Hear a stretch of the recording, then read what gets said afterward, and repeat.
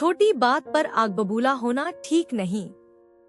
अभी भोर हुई ही थी कि जू योफेंग हाथ में फूलों का गुच्छा और चढ़ावे के फल लिए हड़बड़ी में महाबुद्ध मठ पहुंचा, मठ की सुबह की आरती में शामिल होने। पर मुख्य भवन में कदम रखते ही अचानक बाईं ओर से एक आदमी निकला और सीधे जू योफेंग से टकरा गया। उसके हाथ के सारे फल जमीन पर बिखर गए। जमीन पर बिखरे फल देखकर जू योफेंग चिल्ला पड़ा, देखो तो कैसे बेध्यानी से चलते हो। मेरे बुद्ध को चढ़ाने के सारे फल गिरा दिए, अब इसका हिसाब कौन देगा। उस आदमी का नाम ली नानशान था। वह भी झल्लाकर बोला, गिर गए तो गिर गए, बहुत हुआ तो माफ करना, कह दूंगा, बस इतना बरसने की क्या जरूरत। जू योफेंग और भड़का, यह कैसा रवैया है। खुद गलती की और उल्टे दूसरे को दोष दे रहे हो। फिर दोनों एक दूसरे को ऊंची आवाज में कोसने लगे। तभी वहां से ग्वांग्यू ध्यानी गुरु गुजरे।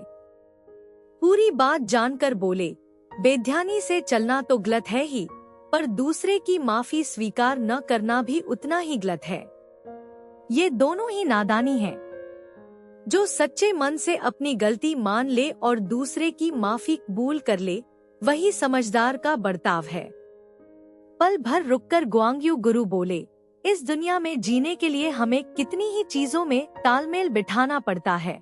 समाज में सगे संबंधियों और मित्रों से, आमदनी और खर्च में, परिवार में पति पत्नी और माँ बच्चों के प्रेम में, सेहत में और मन में अपने जीने के ढंग को चुनने में। तभी हम अपने इस अनमोल जीवन के साथ न्याय कर पाते हैं। जरा सोचो, एक छोटी सी बात के लिए तड़के ही अपने श्रद्धा से भरे मन की शांति भंग कर देना, क्या यह इस लायक है।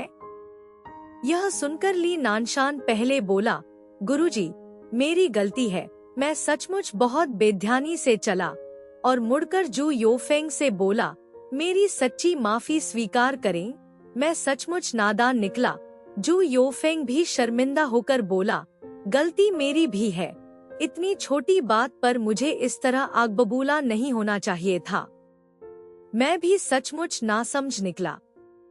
जीवन में इतने जरूरी काम हमारी राह देख रहे हैं, बेकार की तकरार में अपना अनमोल समय गंवाने की कोई जरूरत नहीं। कोई संत नहीं होता, भूल किससे नहीं होती। हम में अपनी गलती खुले मन से मानने का साहस भी होना चाहिए और दूसरे की माफी कबूल करने की उदारता भी। जरूरत भर हो, बस काफी है।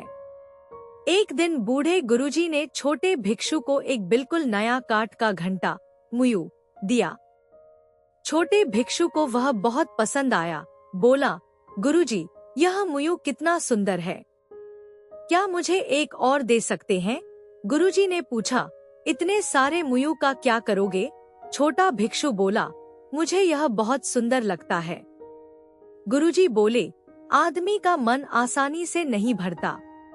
पेट भर जाए तो पहाड़ंदी की सुंदरता चाहिए, घर हो जाए तो ऊंची हवेली चाहिए, 1000 किलो अनाज हो तो 10,000 चाहिए। पर सोचो, जमीन का कितना ही बड़ा टुकड़ा हो, आदमी दिन में कितना अनाज खा लेगा। और कितना ही बड़ा घर हो, रात को सोने के लिए कितनी जगह चाहिए।